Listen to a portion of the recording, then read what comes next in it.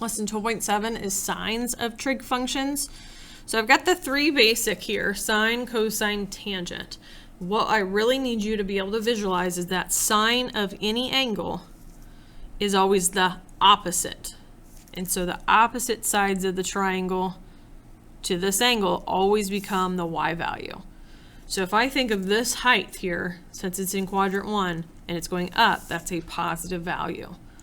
Think about if I were to draw the same reference angle, the same shaped triangle, it looks something like this, the opposite to here would be my y value, or the height, which is also positive. If I had that same reference angle down in quadrant 3, this time my y value would be going down, so it would be negative. And then in this quadrant, my triangle might look something like that. The y value, the opposite leg, would be negative. I'm not even worried about the radius or the hypotenuse because in this unit circle, it's known that this is always just a radius of 1. So I'm just worried about the y values. Okay, if I had cosine of an angle, here's my theta, here's my triangle. Cosine is the adjacent leg. That adjacent leg is your x value. So when I go this way, that's a positive. Think about it in quadrant 4. Let's skip to quadrant 4 and I draw that same triangle.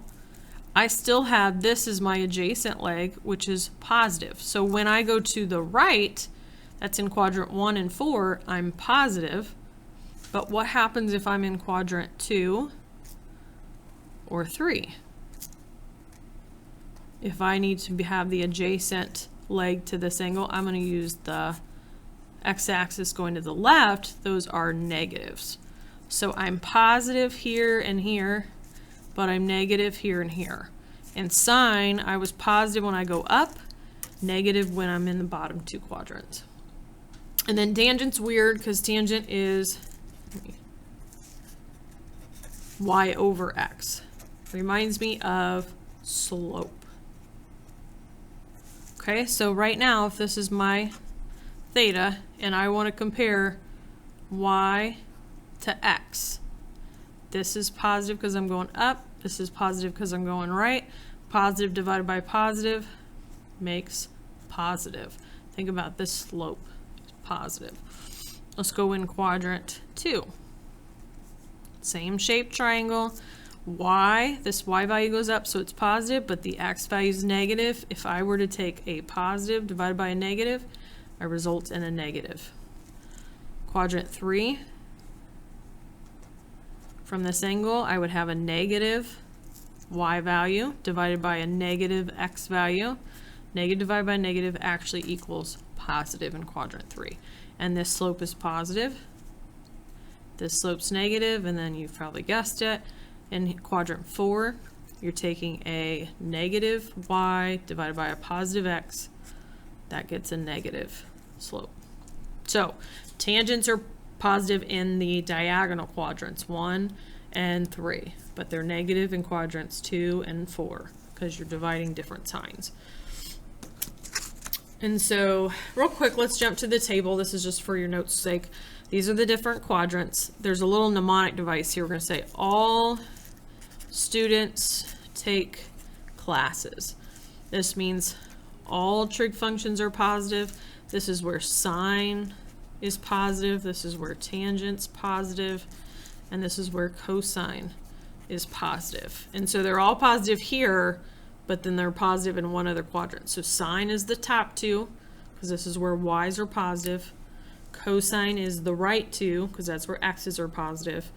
And then tangent is positive diagonally, because that's where you're dividing the same signs to result in a positive.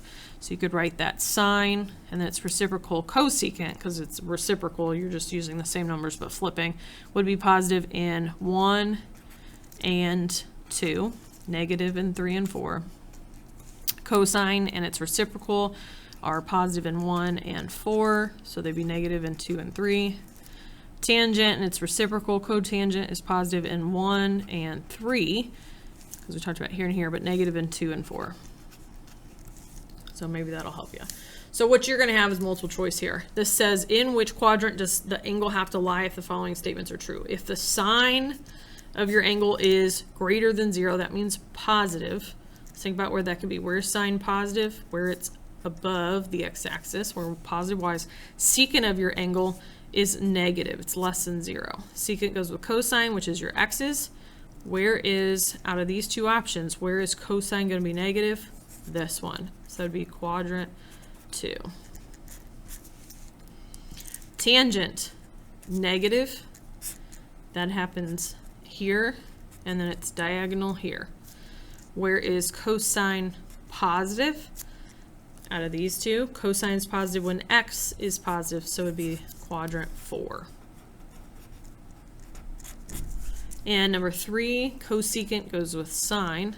Where is sine less than 0? Where is sine negative? Down here in the bottom 2. Cotangent goes with tangent. Where is tangent positive? Here in quadrant 3. So it's process of elimination. Get your brain wrapped around it where you're really just thinking of the x's and the y's and the y divided by x's.